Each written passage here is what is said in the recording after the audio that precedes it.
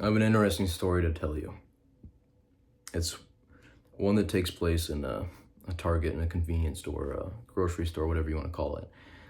And I was with my friend. I was with my good friend, and we were walking around this Target, and we were getting some drinks and some energy drinks and all these different types of things. And we're at the counter about to check out. We're standing in a line, and I remember there's a woman ahead of me. It was kind of crowded actually, and I remember we were strolling past in this line. We were strolling past one of the little tiny refrigerators that you often see when you're standing in a line at a grocery store.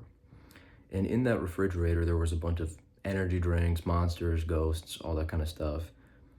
And I remember I looked to my friend and I said to him, this is going to sound ridiculous, but I said to him, I drink black coffee because I think drinking black coffee is more masculine than energy drinks. Keep in mind, I'm somebody who also drinks energy drinks. But this is what I said to him at the time, that drinking black coffee is more masculine than drinking an energy drink. And he gave me a lesson that I will never forget. He looked me dead in the eyes, like I'm doing right now. He looked me dead in the eyes, and he told me, without any hesitation, he said, I think that the most masculine thing is to drink whatever you like to drink. Think about that. This totally took me by surprise, and I instantly pretty much agreed with him, and I felt like an idiot. What he said was basically that the most masculine thing is not something that somebody tells you is masculine. Me telling you right now, I could say to you, well, black coffee is more masculine than energy drinks. Is it? Isn't the most masculine thing the thing that you like to enjoy, the thing that you like to drink? Somebody comes around to you and says, oh, why do you drink energy drinks? You know that it's more manly to down black coffee because it's a little bitter. It does, it's kind of disgusting sometimes, blah, blah, blah.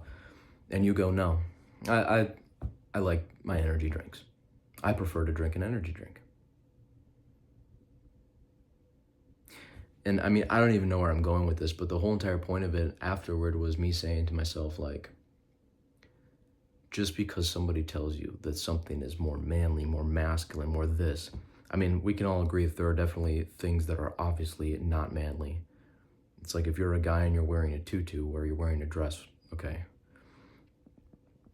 But going back to the tribe, the ancient times, our ancestors gallivanting around the ancient world, I can just see my one ancestor saying, they would never look at somebody and say, oh, you know that a bow and arrow is it's less manly to be proficient with a bow and arrow than it is a spear. A spear is much stronger. It's much more versatile.